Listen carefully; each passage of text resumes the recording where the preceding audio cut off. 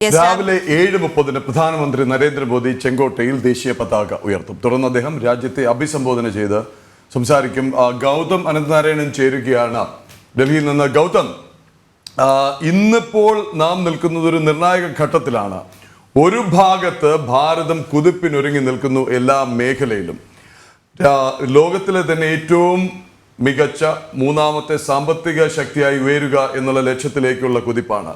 നിർമ്മാണ മേഖലയിൽ അടക്കം ഭാരതം ഒരു ഡെസ്റ്റിനേഷൻ ആയി മാറുന്നു. ചൈനയിൽ നിന്ന് നിർമ്മാണത്തിന്റെ കേന്ദ്രമായി ഭാരതം മാറുന്നതിന്റെ സൂചനകൾ വന്നു തുടങ്ങി. മേക്ക് ഇൻ ഇന്ത്യ എന്നുള്ള ഒരു തിയറി അവതരിപ്പിച്ചപ്പോൾ, ആശയം അവതരിപ്പിച്ചപ്പോൾ പരിഹസിച്ചവർ ഇന്ന് മിണ്ടാതെ നിൽക്കുന്നു. ഡിജിറ്റൽ എക്കണോമിയെ കുറിച്ച് പറഞ്ഞപ്പോൾ മാർക്കറ്റിൽ പോകുന്നവർ എങ്ങനെ UPI പേയ്മെന്റ് നടത്തും എന്ന് പരിഹസിച്ച ഒരു കേന്ദ്ര ധനമന്ത്രിയും ഒരു സംസ്ഥാന ധനമന്ത്രിയും ഇന്നും നമുക്കിടയിലുണ്ട്. ഇതിനെല്ലാം അതിജീവിച്ച് കുതിപ്പിന്റെ പാതയിൽ ലോകത്തിന്റെ നെറുകയിൽ എന്ന് പറയാം, അതല്ലെങ്കിൽ അതിന്റെ ഒത്ത മധ്യത്തിൽ ലോകത്തിന് തന്നെ നേതൃത്വം നൽകാൻ കഴിയുന്ന രീതിയിൽ, അതല്ലെങ്കിൽ ലോകത്ത് എവിടെ എന്ത് പ്രശ്നമുണ്ടായാലും ഭാരതം എന്ത് പറയുന്നു എന്ന് ഉറ്റുനോക്കുന്നവർ, അതല്ലെങ്കിൽ ഭാരതം വേണ്ട രീതിയിൽ ഇടപെടുന്നില്ല എന്ന് പറയുന്നവർ അവിടെ എത്തി നിൽക്കുന്നു. അതൊരു ഭാഗത്ത്. മറുഭാഗത്ത് നമുക്ക് ചുറ്റും ഇപ്പോഴും അപകടം പതിയിരിക്കുന്നില്ലേ? ഏറ്റവും ഒടുവിലെ ഉദാഹരണമാണ് നാം ബംഗ്ലാദേശിൽ കണ്ടത്. കേവലം ഒരു ഹൈക്കോടതി വിധിയെ തുടർന്നുണ്ടായ വിദ്യാർത്ഥി പ്രക്ഷോഭമെന്ന് പല മാധ്യമങ്ങളും ചിത്രീകരിക്കാൻ ശ്രമിച്ചത് കൃത്യമായ തീവ്രവാദ സ്വഭാവമുള്ള രാജ്യാന്തര നെക്സസിന്റെ പിന്തുണയോടെ കൂടി നടന്ന കലാപം ആണെന്നുള്ളത് വ്യക്തമായിരുന്നു. അതല്ല എന്നുണ്ടെങ്കിൽ എന്തുകൊണ്ട് ഹിന്ദു ക്ഷേത്രങ്ങളും ഹിന്ദുക്കളും തുടരെ ടാർഗറ്റ് ചെയ്യപ്പെട്ടു ഒരു ഭാഗത്ത്. മറുഭാഗത്ത് മാലദ്വീപ്സ് തൊട്ട് അടുത്ത സമയം വരെ ചൈനയ്ക്ക് കീഴടങ്ങി നിൽക്കുകയായിരുന്നു. ഇപ്പോഴിതാ ഭാരതത്തോട് അടുക്കാൻ തുടങ്ങുന്നു. തൊട്ടു താഴെ ശ്രീലങ്കയാണെങ്കിൽ ഏറെക്കുറെ ചൈനയുടെ അടിമ രാജ്യം എന്നുള്ള മട്ടിലായിരുന്നു. അവിടെ സർവത്ര കലാപവും ആഭ്യന്തര കലഹവും. അങ്ങനെ നിലവിലുള്ള ഭാരതത്തിന്റെ ഭൂപടം എടുത്തു വെച്ച് നോക്കിയാൽ ചുറ്റും പതിയിരിക്കുന്നത് അപകടങ്ങളാണ്. ഇതിനൊക്കെ പുറമെയാണ് അകത്തു നിന്നുള്ള ശത്രുക്കൾ.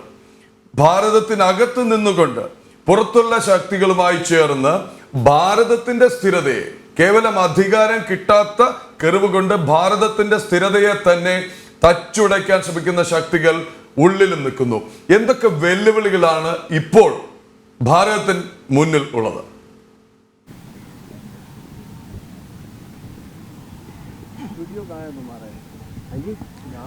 പ്രദീപിള്ള, ഇന്നത്തെ സ്വാതന്ത്ര്യദിന വിഷയം തന്നെ വികസിത ഭാരത് 2047 എന്നുള്ളതാണ്. നമുക്കറിയാം 2047 പ്രത്യേകത. നമ്മുടെ രാഷ്ട്രം ഇന്നിപ്പോൾ 78ാമത് സ്വാതന്ത്ര്യദിനമാണ് ആഘോഷിക്കുന്നതെങ്കിൽ ഏതാണ്ട് 23 വർഷങ്ങൾ കൂടി കടന്നുപോയി കഴിഞ്ഞാൽ അത് 100ാം സ്വാതന്ത്ര്യദിനത്തിലേക്ക് എത്തുകയാണ്. അങ്ങനെ 2047 നമ്മൾ ചുവട് വയ്ക്കുന്ന ഈ ഘട്ടം അമൃത കാലഘട്ടം എന്നാണ് പൊതുവെ നമ്മുടെ പ്രധാനമന്ത്രി നരേന്ദ്രമോദി വിശേഷിപ്പിക്കുന്നത്. ഒപ്പം ദേശീയ പ്രസ്ഥാനങ്ങളും ഈ ഒരു വരുന്ന 23 വർഷക്കാലത്തെ അമൃത കാലഘട്ടമായി ചൂണ്ടിക്കാണിക്കുന്നു. ഈ കാലഘട്ടം ഭാരതത്തെ സംബന്ധിച്ച് വളരെ നിർണായകമാണ്. കാരണം 2047 നമ്മൾ 100ാം സ്വാതന്ത്ര്യദിനം കൊണ്ടാടുമ്പോൾ ലോകത്തിലെ ഏറ്റവും വലിയ ശക്തിയായി നമ്മുടെ രാഷ്ട്രത്തെ മാറ്റുക എന്നതാണ്, അല്ലെങ്കിൽ നമ്മുടെ രാജ്യത്തെ പരംവൈഭവത്തിലേക്ക് എത്തിക്കുക എന്നതാണ് നമുക്ക് മുന്നിലുള്ള ലക്ഷ്യം. നമുക്കറിയാം ലോകത്തിലെ തന്നെ ഏറ്റവും പുരാതനമായ രാഷ്ട്രം ഏത് എന്ന ചോദ്യത്തിന് ഒരൊറ്റ ഉത്തരമാണ്, അത് ഭാരതമാണ്. കാരണം പതിറ്റാണ്ടുകൾക്ക് മുമ്പ് രൂപപ്പെട്ട ഈ രാജ്യം മനുഷ്യൻ എന്നു മുതൽ ജീവിച്ചു തുടങ്ങുന്നു. അക്കാലം മുതൽ തന്നെ നമ്മുടെ രാഷ്ട്രത്തിന്റെ ചരിത്രം അറിയപ്പെട്ടു തുടങ്ങുന്നു. അതിനുശേഷം പിന്നീട് നമ്മുടെ ഭൂതകാലം നമുക്കറിയാം. ലോകത്ത് മനുഷ്യനായി ജീവിക്കുന്നതിന് മുൻപ് തന്നെ നമുക്ക് സർവകലാശാലകൾ ഉണ്ടായിരുന്നു.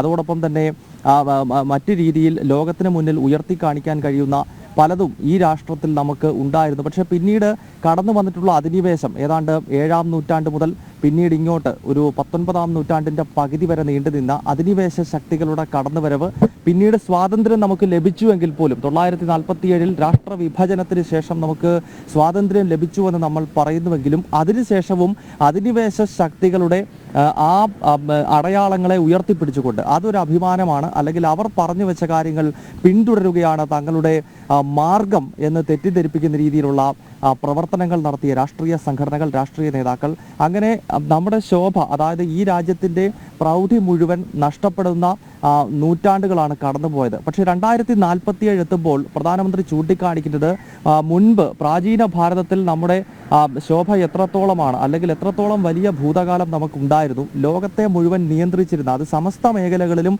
ലോകത്തെ നിയന്ത്രിച്ചിരുന്ന ഒരു രാഷ്ട്രമായി ഭാരതം തിരിച്ചു വരണം. ലോകത്തിൻ്റെ ജഗദ്ഗുരു സ്ഥാനം ഈ മഹത്തായ രാഷ്ട്രം അലങ്കരിക്കണം. അതിനുവേണ്ട സമയമാണ് 2047. അതിനാൽ ഈ അമൃത കാലഘട്ടം, അതായത് 75ാം സ്വാതന്ത്ര്യദിനം മുതൽ 100ാം സ്വാതന്ത്ര്യദിനം ആഘോഷിക്കുന്ന ഈ 25 വർഷക്കാലത്തെ അമൃത കാലഘട്ടം എന്ന് നാം അതുകൊണ്ടാണ് വിശേഷിപ്പിക്കുന്നത്. അങ്ങനെ ഈ അമൃത കാലത്തിലൂടെ നാം യാത്ര ചെയ്ത് 2047 എത്തുമ്പോൾ ഒരു കാലത്ത് ഭാരതം എന്തായിരുന്നു, ആ ഒരു പ്രൗഢമായ ശോഭയിലേക്ക്, ആ പ്രൗഢമായ ഭൂതകാലത്തിലേക്ക് നാം തിരിച്ചു പോകണം. അത്രത്തോളം ശക്തിയുള്ള, കരുത്തുള്ള രാജ്യമായി നമ്മുടേത് മാറണം എന്നതാണ് ഈ വികസിത ഭാരത് 2047 എന്ന വിഷയം തന്നെ. ഇതിപ്പോൾ 78ാം സ്വാതന്ത്ര്യ ദിനത്തിൽ നമ്മളതൊരു വിഷയമായി ചർച്ച ചെയ്യേണ്ട, അതല്ലെങ്കിൽ ഇന്നിപ്പോൾ പ്രധാനമന്ത്രി ഈ ഒരു പർട്ടിക്കുലർ ടോപ്പിക്കിനെ അടിസ്ഥാനമാക്കിയായിരിക്കും നമ്മുടെ സർക്കാർ എങ്ങനെയാണ് മുന്നോട്ട് പോകുക എന്നത് സംബന്ധിച്ചൊക്കെ വിശദീകരിക്കാൻ പോകുന്നത്. അതോടൊപ്പം നേരത്തെ ചൂണ്ടിക്കാണിച്ചതുപോലെ നമുക്ക് ചുറ്റും ഉയരുന്ന ശത്രുക്കൾ, ഒരു ഭാഗത്ത് ലോകത്തിലെ വമ്പൻ സാമ്പത്തിക ശക്തിയായും സൈനിക ശക്തിയായും ഒക്കെ നമ്മൾ കുതിച്ചുയരുന്ന ഘട്ടത്തിൽ തന്നെ നമുക്ക് സ്വാഭാവികമായും ശത്രുക്കൾ ഉണ്ടാകുന്നുണ്ട്. പ്രത്യേകിച്ച് ചൈനയുടെ നേതൃത്വത്തിൽ നമ്മുടെ കുതിപ്പിനെ തടയിടുന്നതിന് വേണ്ടി നടത്തിക്കൊണ്ടിരിക്കുന്ന ശ്രമങ്ങൾ ഭാരതത്തിന് ചുറ്റും നമുക്ക് ശത്രുക്കളെ ഉണ്ടാക്കുന്നു. അങ്ങനെ നമുക്ക് ചുറ്റും നമ്മളെ വരിഞ്ഞു മുറുകുന്ന രീതിയിലുള്ള ശത്രുക്കളെ രൂപപ്പെടുത്തുവാനുള്ള നീക്കമാണ് മറുഭാഗത്ത് നടന്നുകൊണ്ടിരിക്കുന്നത്. അതിൻ്റെ ഏറ്റവും അവസാനത്തെ ഉദാഹരണമാണ് ഇപ്പോൾ ബംഗ്ലാദേശിൽ നടന്നുകൊണ്ടിരിക്കുന്ന കലാപം എന്ന് വേണം മനസ്സിലാക്കാൻ. അവിടെ ഒരു ഭാരത അനുകൂല സർക്കാരുണ്ടായിരുന്നു, ഷെയ്ഖ് ഹസീനയുടെ സർക്കാരുണ്ടായിരുന്നു. ആ സർക്കാരിനെ അട്ടിമറിച്ചുകൊണ്ട് ഇപ്പോൾ ഒരു ഭാരത വിരുദ്ധ സർക്കാരിനെ അവിടെ രൂപപ്പെടുത്തുവാൻ തീവ്ര സംഘടനകളുടെ നേതൃത്വത്തിൽ നടന്നുകൊണ്ടിരിക്കുന്ന ശ്രമം. ശ്രീലങ്കയുടെ ചരിത്രം നേരത്തെ ഇവിടെ സൂചിപ്പിച്ചതാണ്. ശ്രീലങ്കയിലും ഇന്ത്യ വിരുദ്ധ സർക്കാരിനെ രൂപപ്പെടുത്തുവാൻ ചൈന വലിയ തോതിലുള്ള പിന്നാമ്പുറ പണികൾ നടത്തി. അതിൻ്റെ ഫലമാണ് ശ്രീലങ്കയിലെ ജനത മുഴുവൻ അനുഭവിച്ചത്. അവിടെ സർക്കാർ താഴെ വീഴുന്നു, ജനാധിപത്യം പൂർണ്ണമായി തന്നെ തകർന്ന് ഒരു രാഷ്ട്രീയ അസ്തിത്വമില്ലാത്ത സാഹചര്യത്തിലേക്ക് ആ ദ്വീപ് ചെന്നെത്തുന്ന ഒരു പശ്ചാത്തലം നമ്മൾ കണ്ടു. മാലദ്വീപ്സിൻ്റെ സാഹചര്യവും ഏതാണ്ട് സമാനമാണ്. ഭാരതത്തോട് അനുകൂലമായ നിലപാട് സ്വീകരിക്കുകയും നമ്മൾ ധാരാളം ഇറക്കുമതികൾ നടത്തുകയും പ്രതിരോധ മേഖലയിൽ ഉൾപ്പെടെ നമ്മൾ അവിടേക്ക് നമ്മുടെ ആയുധങ്ങൾ ഉൾപ്പെടെ നൽകുകയും ഒക്കെ ചെയ്ത് വലിയ തോതിൽ നയതന്ത്ര ബന്ധമുണ്ടായിരുന്ന മാലദ്വീപ്സ് ഇപ്പോൾ ഭാരതത്തിനെതിരെ ചിന്തിക്കുന്ന ഒരു പശ്ചാത്തലം ഉണ്ടാകുന്നു. നേപ്പാളിനെ സംബന്ധിച്ച് നൂറ്റാണ്ടുകളായി നേപ്പാളും ഭാരതവും തമ്മിലുള്ള മികച്ച ബന്ധമുണ്ട്. അത് മറികടന്നുകൊണ്ട് ഇപ്പോൾ അവിടെ ഒരു കമ്മ്യൂണിസ്റ്റ് ഭരണകൂടം അധികാരത്തിലെത്തുകയും ചൈന അനുകൂലമായി ചിന്തിക്കുന്ന സർക്കാർ വരികയും ചെയ്യുന്നു. ഭാരതത്തിൻ്റെ പല മേഖലകൾ, ഉത്തരാഖണ്ഡിലെ കാലാപാനിയും ലിംബിയാതുരയും ലിംബു ലേക്കുമൊക്കെ അടങ്ങുന്ന നമ്മുടെ ഭൂപ്രദേശങ്ങൾ അവരുടേതാണ് എന്ന് പറയുന്ന രീതിയിലേക്ക് നേപ്പാളിനെ കൊണ്ട് ചിന്തിപ്പിക്കുന്നു. അപ്പോൾ ഇതെല്ലാം കമ്മ്യൂണിസ്റ്റ് ചൈനയുടെ വലിയ തോതിലുള്ള ഇടപെടലാണ് എന്ന കാര്യത്തിൽ യാതൊരു സംശയവുമില്ല. എന്തായാലും ഇത്തരം വെല്ലുവിളികളെ എല്ലാ കാലഘട്ടങ്ങളിലും ഈ മഹത്തായ രാഷ്ട്രം അതിജീവിച്ചിട്ടുണ്ട്. നമുക്കറിയാം, ചൈന മുൻകാലത്തേതുപോലെയല്ല, ഇപ്പോൾ നേരിട്ട് ഭാരതത്തിന് മേൽ ഭീഷണി ഉയർത്താൻ കമ്മ്യൂണിസ്റ്റ് ചൈനയ്ക്ക് ഭയമാണ്. 2020 ഗാൽവനിൽ അത്തരമൊരു ശ്രമം ചൈന നടത്തുകയും ഭാരതത്തിൻ്റെ 20 സൈനികർ ആദ്യഘട്ടത്തിൽ വീരമൃത്യു വരിക്കുകയും ചെയ്തു. പക്ഷേ ഭാരതത്തിൻ്റെ 20 പേർക്ക് 20 ജീവൻ നമ്മുടെ രാജ്യത്തിന് നഷ്ടമുണ്ടായപ്പോൾ കമ്മ്യൂണിസ്റ്റ് ചൈനയ്ക്ക് നഷ്ടമായത് ഏതാണ്ട് 40ഓളം പട്ടാളക്കാരെയാണ്. അത്ര ഭീകരമായ തിരിച്ചടിയാണ് 16 ബിഹാർ റെജിമെൻറ്റ് അന്ന് ഗാൽവൻ മലമുകളിൽ ചൈനീസ് പട്ടാളത്തിന് നൽകിയത്. അതിനാൽ ചൈനയ്ക്കറിയാം, പഴയ ഇന്ത്യ അല്ല ഇപ്പോഴത്തെ ഇന്ത്യ. 962 ഭാരതത്തെ കടന്നാക്രമിക്കുമ്പോൾ അന്ന് നമ്മൾ ഒന്ന് പകച്ച് നിന്നിട്ടുണ്ടെങ്കിൽ ഇപ്പോഴത്തെ ഭാരതം അടിക്ക് തിരിച്ചടി അതാത് സമയത്ത് നൽകുമെന്ന് കൃത്യമായി ബീജിംഗ് മനസ്സിലാക്കുന്നുണ്ട്. അതിനാൽ ഇപ്പോൾ നയതന്ത്ര രീതിയിലൂടെ നമ്മളെ വരിഞ്ഞു മുറുകാനുള്ള ശ്രമമാണ് ശത്രു രാഷ്ട്രങ്ങൾ ഒരു ഭാഗത്ത് നടത്തിക്കൊണ്ടിരിക്കുന്നത്. പ്രദീപ് പിള്ള.